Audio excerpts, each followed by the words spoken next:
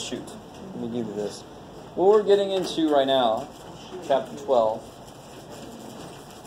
is all about how data sets correlate to each other. So, for example, is there a correlation between the day of the year and the average temperature outside? Yes. What kind of correlation do you think that would be? What do you think it would look like if you graphed it? If you graph like several years, what's the temperature going to do over the course of a year? The average temperature, what's it going to look like? You can do it. Yeah. It's going to be hot in the summer and cold in the winter. Of course, we're in San Diego, so it's going to be like this. Whereas if you were somewhere else, it might be like that. You know. All right. So that's a weird correlation because it's the shape could be some kind of weird polynomial. It could actually even be a trigonometric function. Oh shit. What we're going to focus on is the most basic form of correlation, which is linear correlation. So it's just a straight line correlation. So for example, should there be a correlation between the amount of homework you do and your average? And I've shown you, remember the blue measles, those of you that were here for the blue dots, and I had the line, and I said, we're going to learn how to calculate the line. Well, that's what we're going to do today. We're going to learn how to calculate that line of best fit. So if I have, homeworks here, and then grades here, and it goes and you have this guy here. Who's this guy? Outlier. Right, this is somebody who supposedly did a lot of homework, but very low grade. And normally, in the courses that allow students to do online homework if they want, I can't do that with this book here, and I'm starting to think I don't want to anymore. It's always, the people down here are always the online homework people. They did a lot of homework, but they didn't do very well on the tests. When I take out the online homework people, it looks like that. Hey! And what kind of trend is this? Upward trend. And this whole thing about, we're going to calculate the equation of the line that best fits this data. So it is called the line of best fit. That isn't my name, that is the name of this thing. So what do you think that should do? It should be the line that gets the closest to all the points possible, right? Not just the closest to a few points. So it's sort of like a visual average. I love you guys. Stay with me now. If you did really bad on the test, let it go. Just come back. You gotta do good on this shit, so just let that go.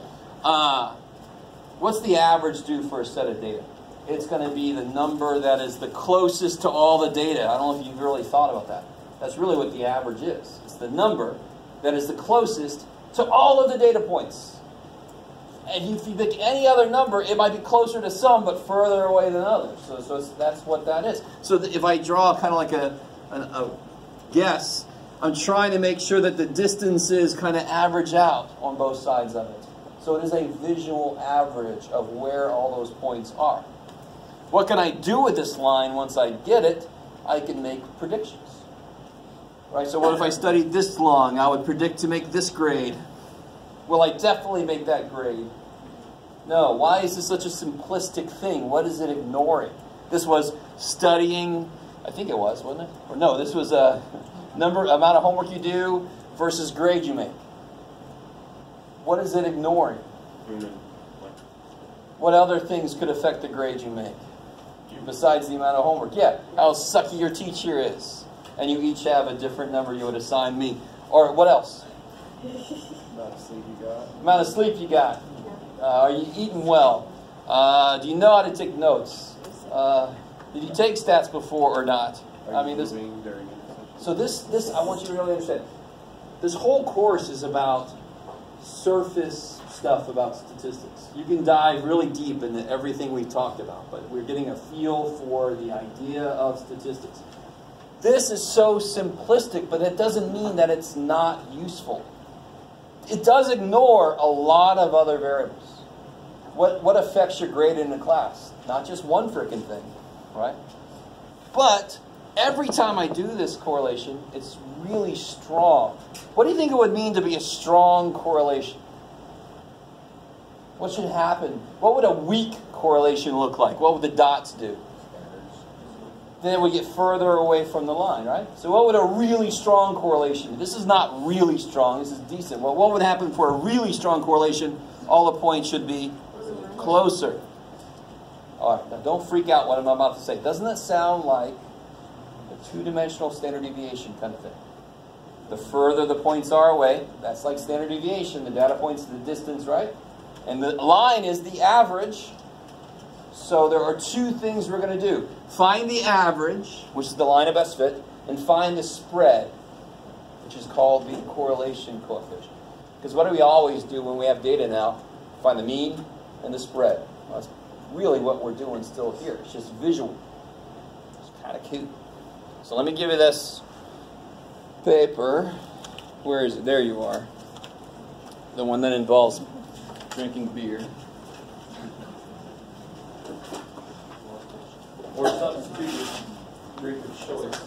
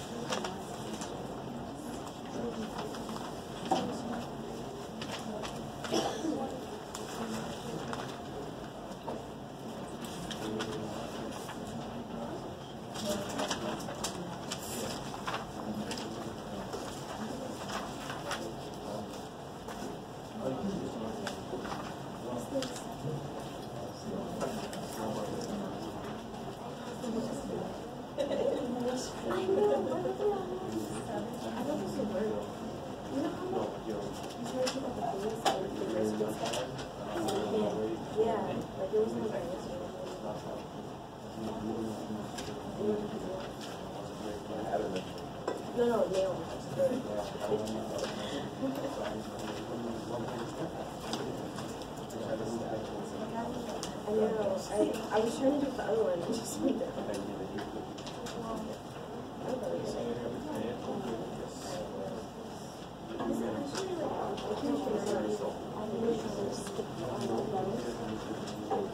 All right.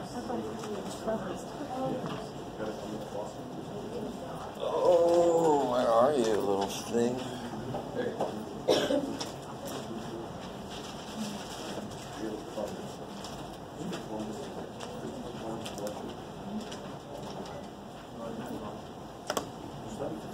Come here, peg leg. Let's see. Arr, on the camera.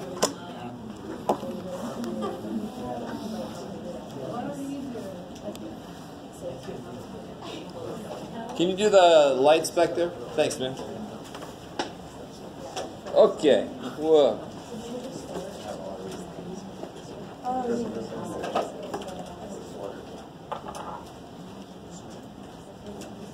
So I give you, at the top of that, I give you a situation. And again, for the sake of my future sanity and health, this is not a suggestion for an experiment. Dean's going to be like, Jeff, I heard you were telling students to go drink. Didn't I? No. So 7 a.m. class, that's applicable for us. Sort of, almost. It's pretty early, still 9. 9 is some of you guys 7. So drinking is obviously not the only variable that would affect your grade, right? Which one of these two distributions shows a stronger correlation? Yeah, this one does, because the points would all be really tight to the line I would draw to average them out, right? Which one of these is more realistic? This one's definitely more realistic. Who is this person? How many beers they have relative to everybody else? Not much, right? But they also didn't do very well on the test. So probably no matter how much beer they drank, they do bad. Because they just don't know shit. And who's this person? Either genius, or they study a lot and they have good. They don't get a hangover or something, right? So they had like the most beers. They're tied with this dude, or do that. But they still made a really high score because they felt fine the next day. They're one of those people that don't get a hangover. So those two are outliers. So if I sort of ignore those for a minute, doesn't the remainder have a decent correlation? Now those are still data points, so it's going to really reduce the strength of my correlation. But even with them in there, there still is a bit of a trend like that, right? Now, this is very obviously just a visual demonstration of something that might happen. I did not make some class do this and then see how they did it, right? But this is just an example of what correlation means. So this would be stronger, but this is more realistic. So another situation. Answer me this. Answer me this. What the shit? Riddle me this, goddamn. What kind of correlation is this? Would you say it's positive correlation or negative correlation? Negative. Yeah, because it's freaking going down.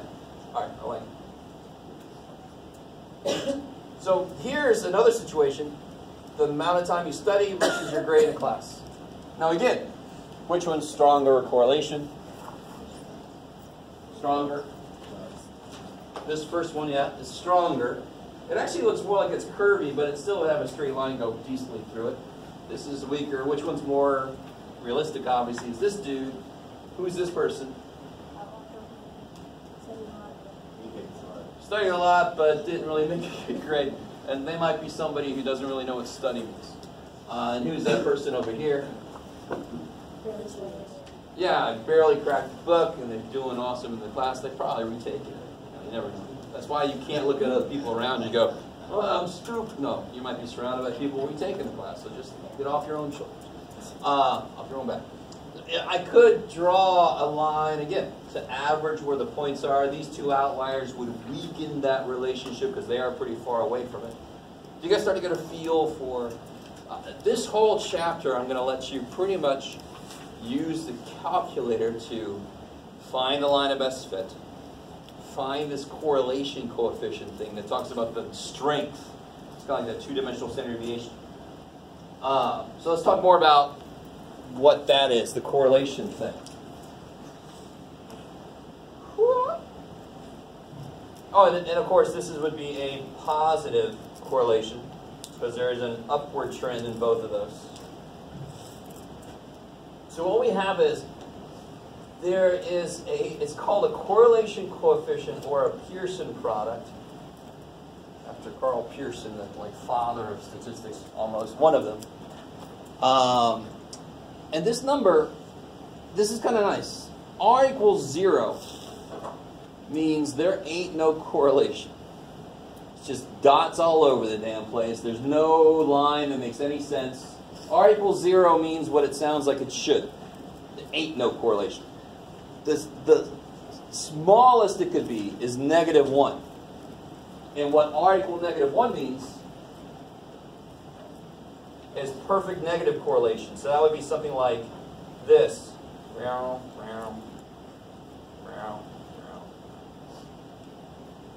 Perfect negative correlation. It's perfect because not only are the freaking points tight, they're on the line. Every single one is on the line. So it is perfect negative correlation. R equals -1. So of course R equals 1 means perfect positive. You gotta love that shit. Perfect positive, perfect negative. So what's in the middle? Ain't no correlation. Does that make too much sense? Yes, it makes too much sense, Jeff. They should have went back, screwed it up somehow, but we just didn't have time. Okay. So, right now, if you need a calculator, come get it, because we're about to do the calculator portion of this. And I didn't separate the dead ones, so we'll see what happens. Poor little things. That one's got some life.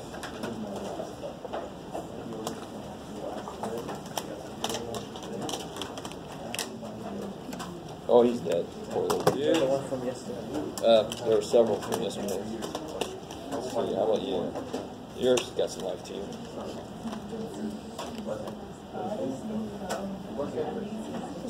And let's see. Come on. Yeah, ooh, look at you. You got full battery. All right. So, if you go to the back of the page. Yeah.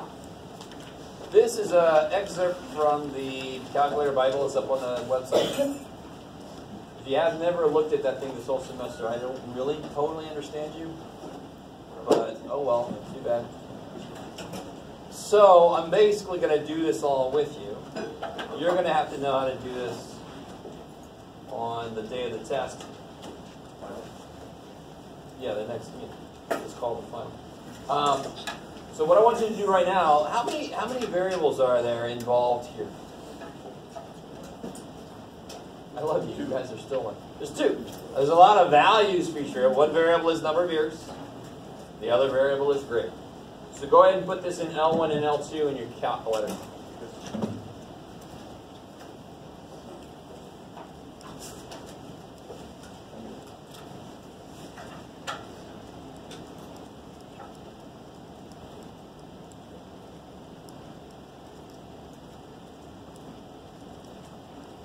I love the people that drank 2.7 beers. I'm like, what happened? This kid do it, man.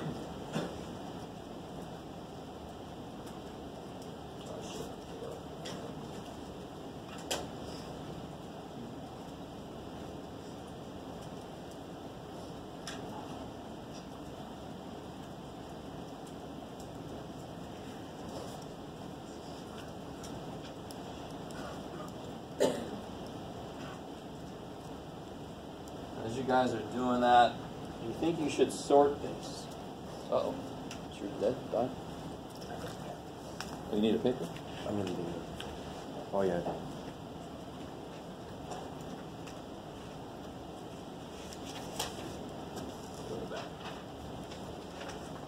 Do you think you should sort these? No, if you sort them, you make everything in the universe straight line. You're like, holy shit, the size of that tree is correlated to the grade. What? Let that tree grow. See, so don't sort them. The 2.3 has to go with the 90 because that is one person. If you sort them, then they kind of get broken. Does that make sense? The points have to be maintained. If the lists are not the same size, do you think that would be a problem? Hell yeah. Right? If somebody drank, but then they didn't show up the next day, what do you think I'm going to do with their number of beers? I'm just not going to freaking include it because they don't have complete data for the person, right? All right. In fact, here, let me delete this last thing here. Watch the error. Don't even worry about what I'm doing yet, but here's the error you would get. Don't worry about all this shit. There. Dimension mismatch. Some of you guys are going to see that. All that means is you forgot to put something into one of those lists. They're not the same length. So your calculator's freaking out. Somebody drank and then they, oh, that's morbid, Jeff. They died. They didn't make it to the test. So you don't want to do that. You don't want to include that. All right, so here's, so everybody's got the data. It's all the same list. So, I don't know. Maybe I will. I'm just going to show you the formula behind some of this. It's kind of disgusting. So what's the first thing I want to do with this data? What's the first thing we talked about? Add your 70 back. Thank you. But after I do that, because otherwise, thanks, Nick, I would totally forgot. Find the equation on the line of best fit. 11. So let me put that. So now how do I, once I put data in, where do I normally go to calculate something? I go to stat, cal. It's crazy. Again, it makes too much sense. Stat, cal. We could do 2 var stats. We're actually not going to. You'd have to do 2 var stats to use the formulas. But we're just going to go straight to the thing, which, there's 2 things up here, which is kind of dumb. Which ones deal with the line of best fit? 4 and 8. Because what's the equation of a line from algebra? Y equals mx plus b. Mx plus b. So what are they using instead of m here just because they're stats people? Hey, we're stats people. We don't want to use your stupid M that stands for marché, French word for walk. Who gives a shit? So, and you see, look at number 8. What's so stupid about number 8? Please. It just switches the A and the B, right? If the slope was 2, A would be 2 here, and B would be 2. Who gives? Never use 8. Just forget about 8. I have no idea why they put that in there. So we use number 4. linear regression. And the whole idea of regression is you expect data to regress towards the mean. So that's why that word's in there. But that's basically finding the line that best fits. So hit number 4. Let's all see what we get. Oh, and I'm doing this too. Well, that's okay. Let's just do this. So make sure that your x's are L1, your y's are L2, if that's where you put them. And then calculate. So look at all that I get. What if you have the older TI-84? Say again? What if you have the older TI-84? It just says the line. Yeah, it defaults to L1, L2. So just hit enter. If you have the older one and it just says Lin Reg, and it's got the flashing cursor, just hit enter. It defaults to L1, L2. Is everybody... Now don't freak out. What are some of you guys... Is everybody getting Y, A, and B? Yes. Anybody not getting R squared and R? All right. So don't freak out. That is the correlation coefficient. And the funny thing with this, remember what I said, it's like a two-dimensional standard deviation, and what letter do you guys think that the population standard deviation is? Freaking R. Well, there's your R, finally. This is the right time to use R. This is the strength of the correlation.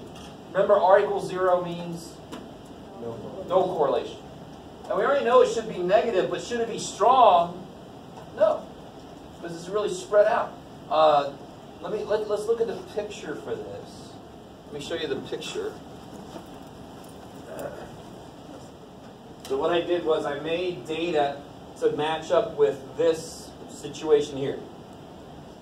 And the outliers definitely make the strength of the correlation weaker. Now you guys, you ready? If I want to plot statistical data, Can anybody see something up there that sounds like it would do that? Stat plot, holy shit. So right above your Y equals button, hit second Y equals, and it should come up with this. Yes, sir. When I did that first part, I didn't get the same numbers as you. What's up? Oh, they are? Don't worry, I'm going to come back to that in a minute. I'm going to get everybody to have your R show up in a minute. Just stay with me. Has everybody got this showing up? Everybody do this. Go ahead, hit 4, enter.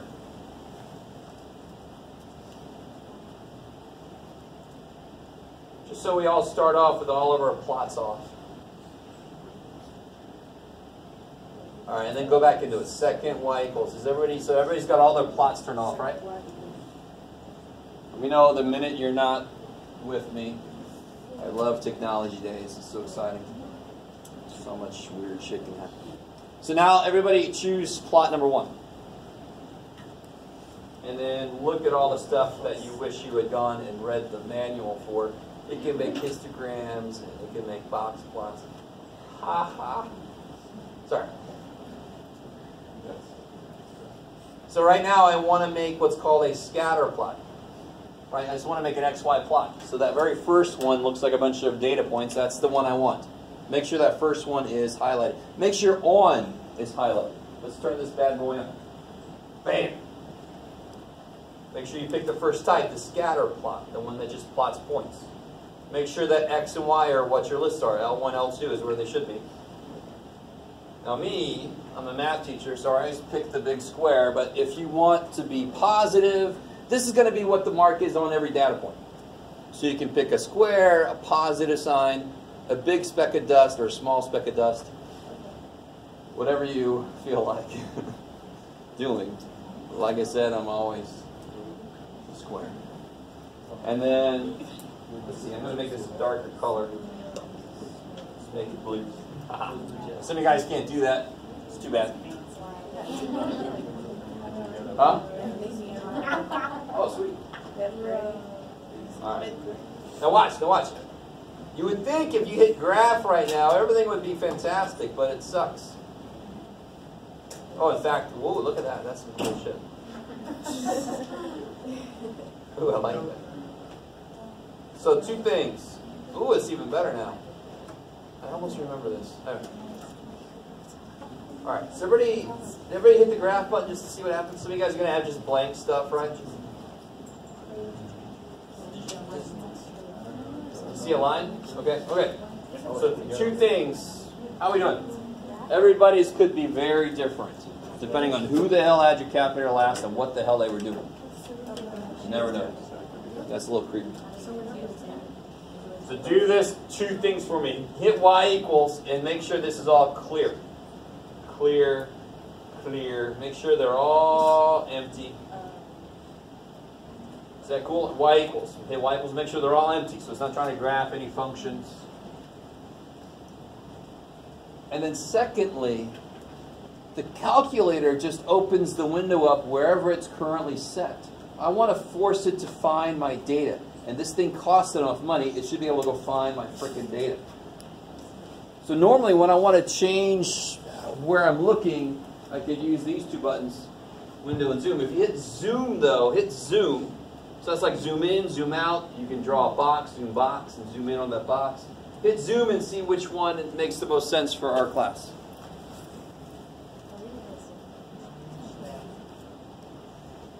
Yeah, probably the one that says zoom stat. So that's going to zoom in on your statistics. So if you hit 9, everybody should look like that. It's a little darker. Too dark.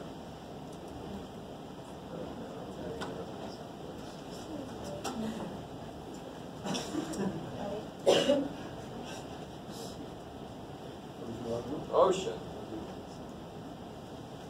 All right, how are we doing? Everybody looks like that? Everybody has those dots? That's playing along? What's up? Oh, did you turn that? Oh, it's like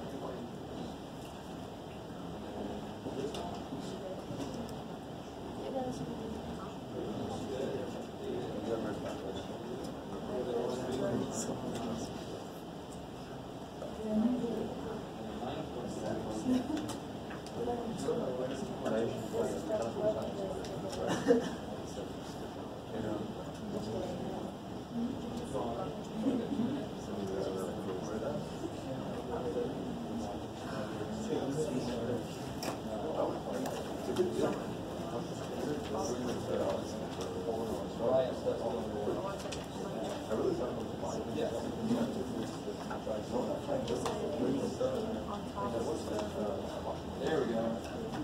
Everybody else all right?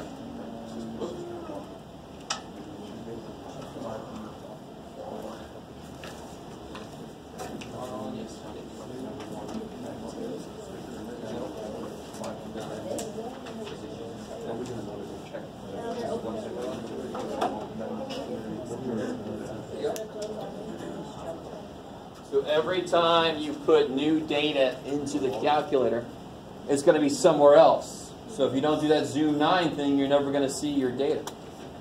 Zoom 9 forces the calculator to find your data and fit it on the screen. Okay. Now, let's go back. So that's really step one, is to get this graph, because then you can tell, you know the R is going to be negative, and you know it's going to be close to 0. Why is it negative? Because that looks like what the trend is. Close to 0 because they're still really freaking spread out.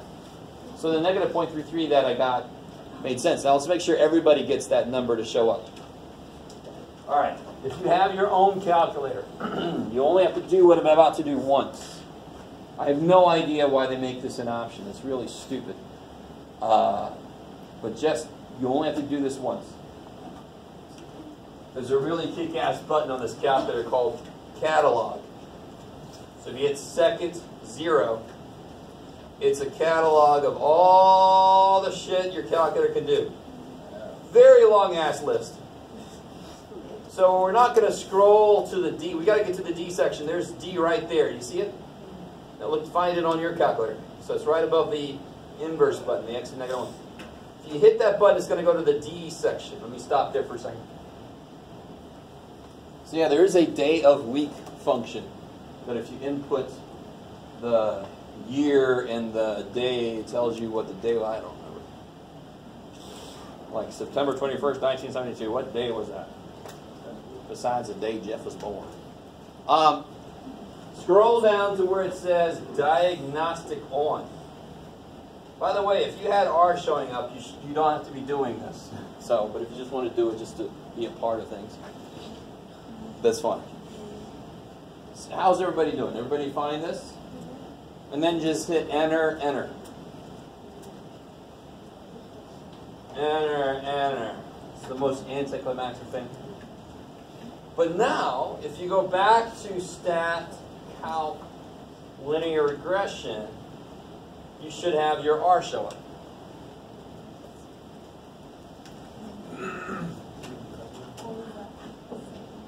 Stat, calc, number 4, the linear regression, the line.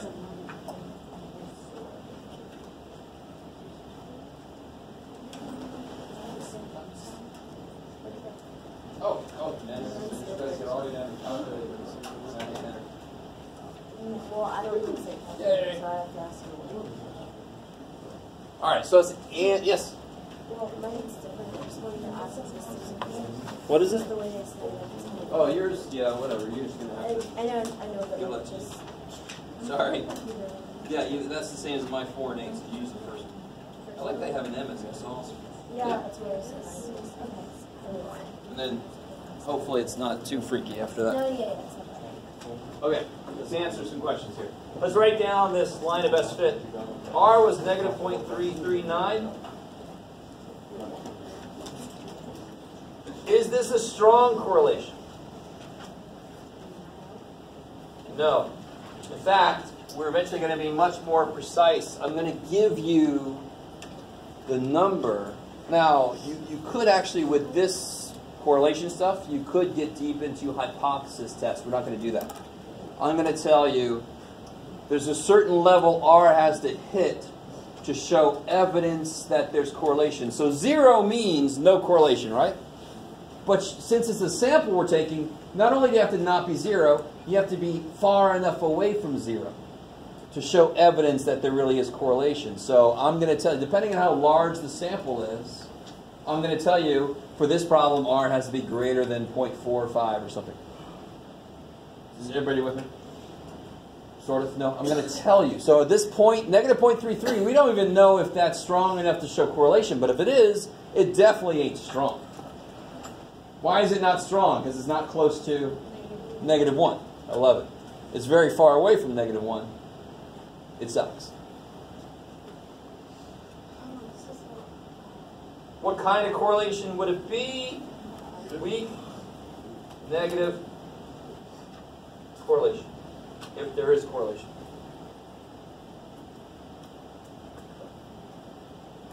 Now let's write down the line of best fit. What was that? Oh, shoot. I almost said shit. Holy shit.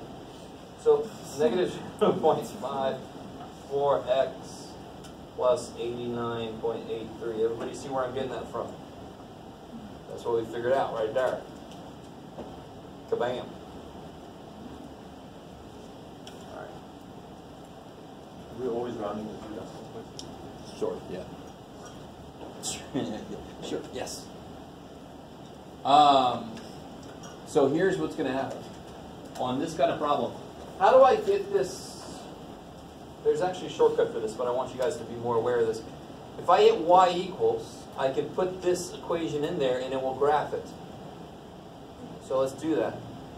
Negative is right there, negative 2.54.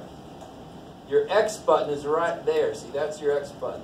Your X button is located right next to alpha. See, there's the X button right there. X plus 89 point, what was it? 83. All right, let me stop here for a second. So I put in there my y equals. It's going to graph that on top of my data.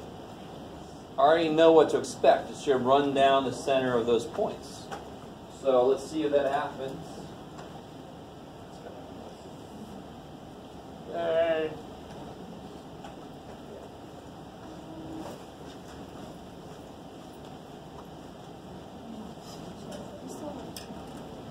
Oh, I see. I got you.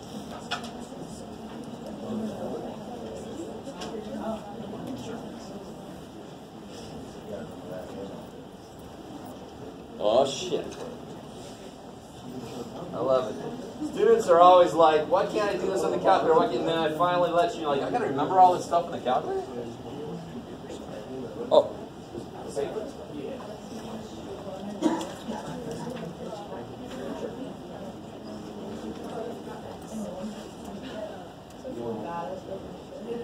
Now, what do you guys think about this question right here based on everything we said before this? If you use this line of best fit to make a prediction, would you trust it? Hell no, why not? It's weak. It's weak. So when you have a weak or like no evidence of correlation or very weak correlation, you would rather use the average to make a prediction. Right? If I picked a person at random, what would you predict their age would be? The average of the room. That's my best guess. Maybe. Maybe. Yes. Stupid calculator. Oh, it was plus 89. So get your wonders way down. All right, so you guys do the second set of data. You guys do this data. Do everything we just did. Oh, by the way, on the day of the test, you will come up to me and show me this on your calculator screen as part of the problem. And I will sign off on it with my weird signing so I know it's me. John, what's up? Yeah. Oh, you use 8. I was using 4. 4 is an 8, and that was B. This is just like supposed to be S. As long as you keep straight with the slope.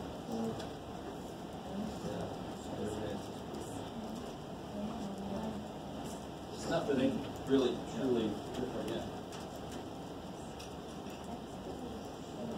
Oh, you're in the wrong number. Yeah, R's here. You see that?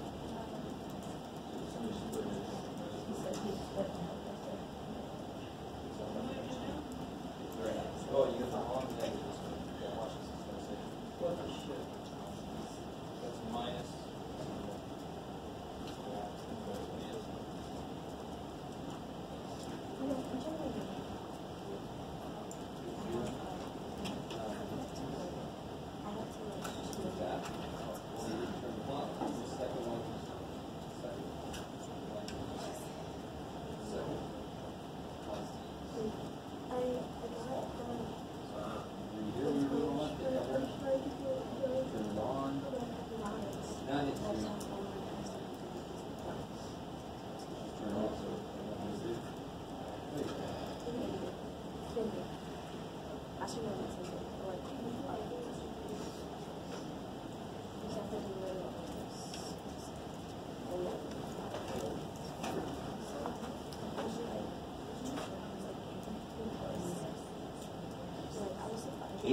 Way far away from that. I mean, 71 is that.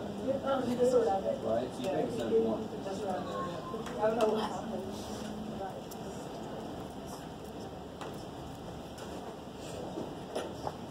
He gave us the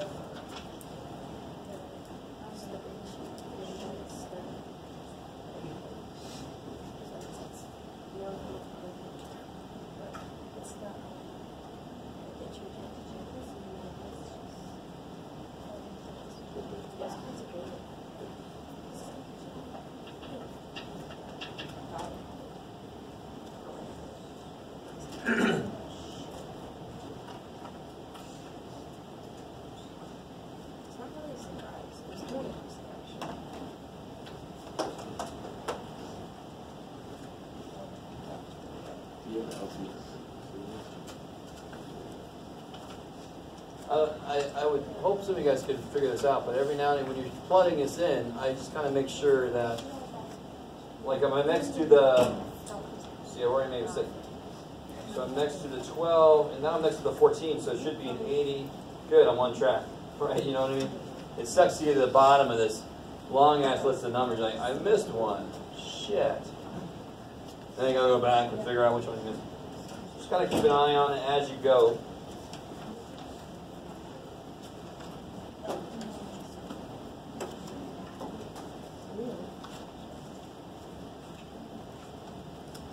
Oh, let's see.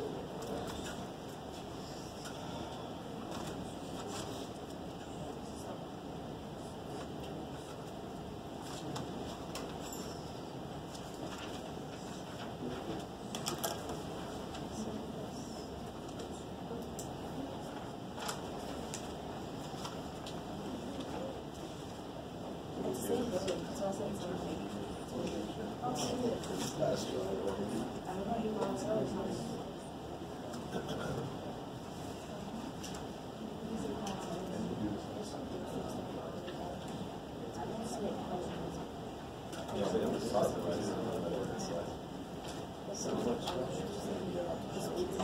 you only have to do this once. There's nothing to undo or something. Always be there for you. Can you tell us what the correlation was? Like if it's strong, you say like the time is Oh, like what's the point where it means that it's strong? Yeah. I didn't say. I mean, I didn't say on this problem. What would you say though? It's definitely stronger than that.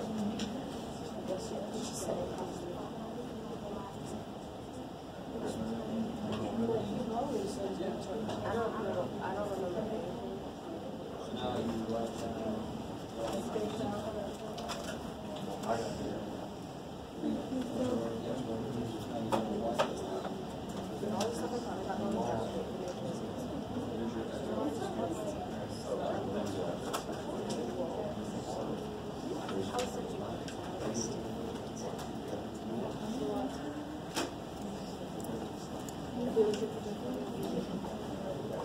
Alright, let's see.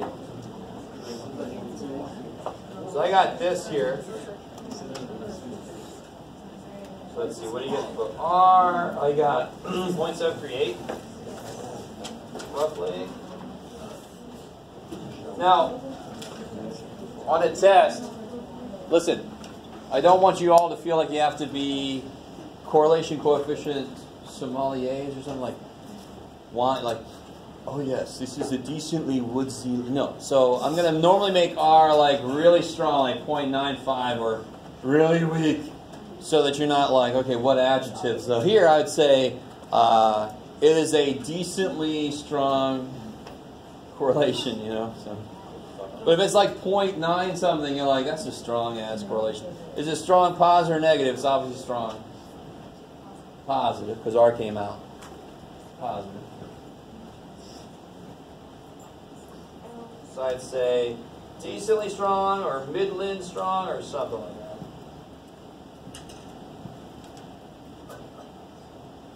So would we trust the line to make predictions? Sure, why not? Sure, why not? I like it. And here's the formula for this. It's 0.66x plus 70 point, I could have said 71, but I didn't say 71. You can be more precise than that if you want to. So if I do everything, I go to y equals, I put the line in there, 0.66x plus 71, hit graph. What did I forget? Zoom stack. Yeah, look at this. This is going to be pathetic to come up and show me. This looks like, I don't know, so the beginning of some animation from Sesame Street or something. Zoom 9, there it is. Yes. Every time you put new data in, don't forget to do Zoom 9 sometime. And that shows you why the R was so decent. Decently strong, yes. I don't know, mine doesn't look like it. Oh, scheiße. Oh, I see. I see. Something went very wrong with this. But you haven't changed it yet.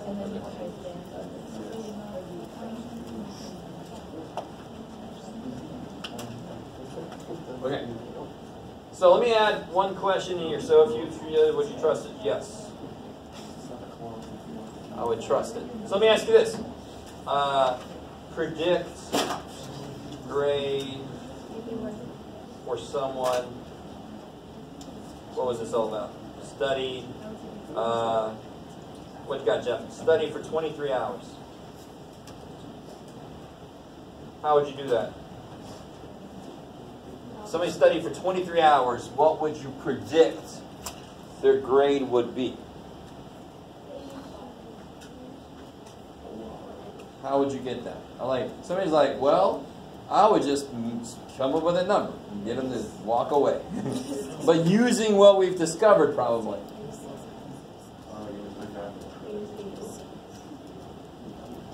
What's X stand for? hour study. And this is asking me to make that 23, right? So if I just plug a 23 into that equation, I'm going to show you a different way to do it also. So if I do, is everybody with me? X stands for the hours, because that's the X side of the table. Y stands for grade. So if I do 0.66 times, what did I say, 23, just to make Jim Carrey freak out, plus 71, I would predict 86.18. Will they definitely make it 86.18? No. Why does that not mean that's what they're going to make? It's a prediction, sure, but what really did this? Other factors. This only looks at one versus another. There's a whole other kind of test called an ANOVA that can look at 3, 4, 5 things to see how they all affect each other and see which one affects the most.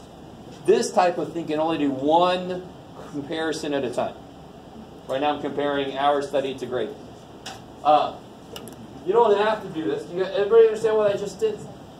We created an equation. So let's use the damn thing, right? But now watch, this is kind of cool. If you hit second calc, everything up here is about the graph. Calculate a value. If I hit second trace to go to calc, value, it's going to say x equals what? Well, when x equals 23. There, 86.18. It even shows you where you are on the line. Can you do that one more time? Yeah. Hit second trace to go to calc. Value. I want to calculate the value. So for x equals 23, it'll tell me what y is, 86.18. It's not amazing because we put the stupid equation in there, so it just goes and uses it, right? So let's see. We're going to take a break right now because I desperately need to go get a drink. Yes? Not a hard drink. First, did we answer to use the line of best fit or make prediction? Yes. On the second part we said, the first one we said no. It sucks. When we come back, I'm going to have a little more hands-on kind of application of this. We'll see how that goes. Actually, let me do this right now before I let you out of here officially. I'm going to go ahead and give you guys the practice final. Just in case somebody wants to start doing something with that.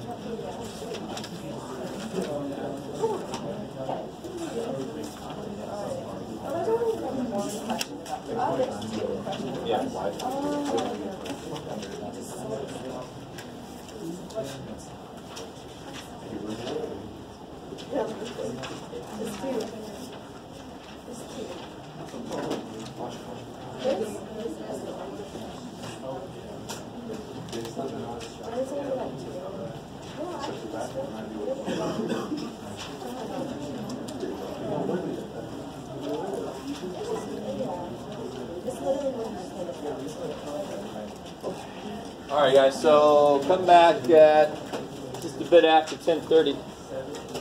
Yeah. So, how did you